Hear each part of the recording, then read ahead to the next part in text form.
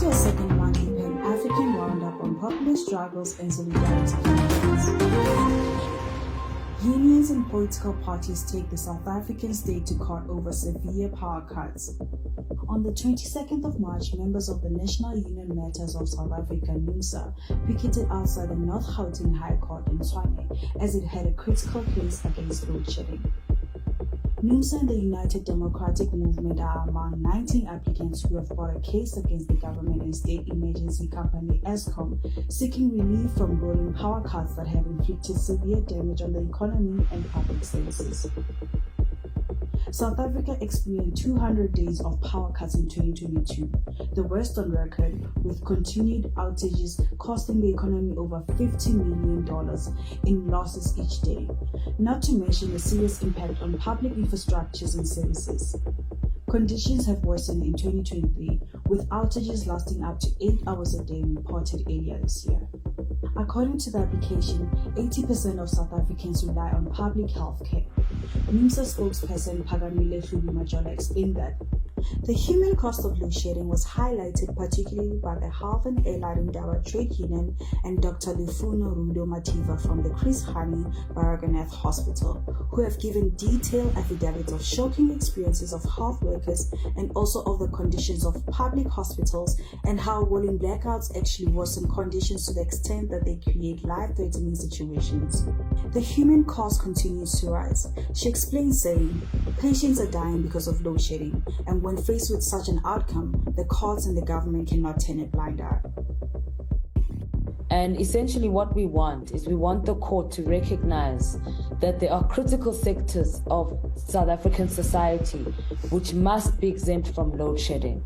And we've identified those critical sectors as education, health, small and medium enterprises, as well as the telecommunications sector, which all of those sectors have been hardest hit by the devastating impact of load shedding, and we're asking the court to grant these sectors of the economy exemption from load shedding. Military brutality in Ghana must stop now. On the 7th of March, military force was exercised against civilians in Ashama, Ghana, including batons, arbitrary detention, and torture. One person is reported to have died days after Ghanaian soldiers invaded the area, brutalizing residents and arresting 184 people. The military claimed that the raid was an intelligence-led operation in response to the alleged killing of a soldier in the area. Calls for an independent investigation, accountability, and compensation have grown in Ghana following a violent military operation.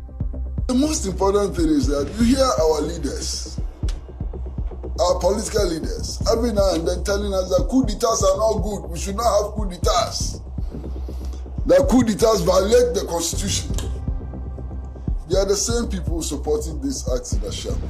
And there's no difference between what happened in Ashama and a coup d'etat. They are all acts of impunity. They are all acts in violation of the constitution. And if you encourage what happened in Ashama, you might as well encourage coup d'etats. If coup d'etats are no good, what happened in Ashama cannot also be good.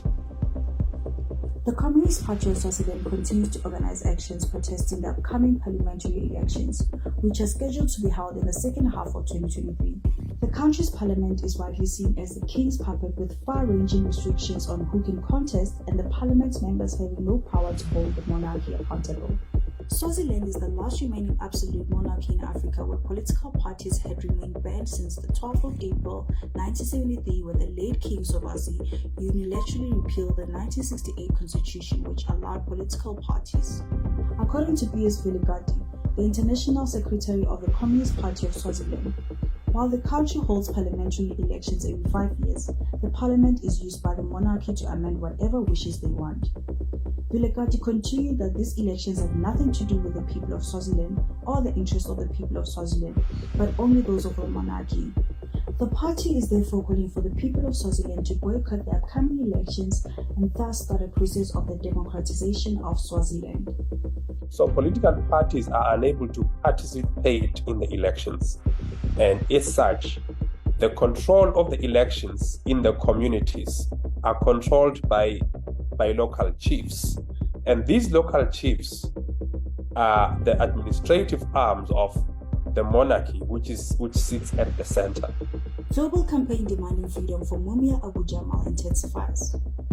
On the 10th of March, members of the National Union of Metal Workers of South Africa, NUMSA, and the Socialist Revolutionary Workers' Party marched to the U.S. Embassy in Pretoria to demand freedom for Mumia Abu Jamal.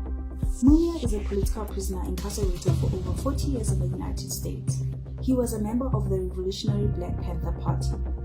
NUMSA added that officials from the embassy had refused to come out to receive a letter from the union, following which some of its members were escorted inside by heavy police personnel. This is a demand to say he's a political prisoner who has been a victim of wrongful arrest. He must be released, justice must be done, and we will not rest beyond the 16th to embark on an international campaign. And our message to the judges, do the noble thing. Make sure that justice prevail, release Mumia. He deserves his freedom. English Farmers' Long March triumphs as the state government accepts demands.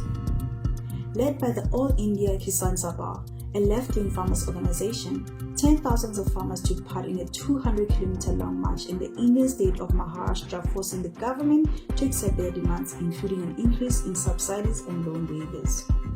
Speaking at a public meeting announcing victory, farmers leader J.P. Gavitt said, "The government accepted all demands and a committee has been formed for governance-related questions. The committee is set to present its report within a specific time frame regarding how to fulfill demands." He added that the authorities, who were earlier trying to derail the movement, were forced to talk to the farmers because of the sheer strength of the Kisan Long March. An army of women is building Venezuela's housing revolution. In Caracas, an army of self-trained women is working to build their own homes and transform their reality around them.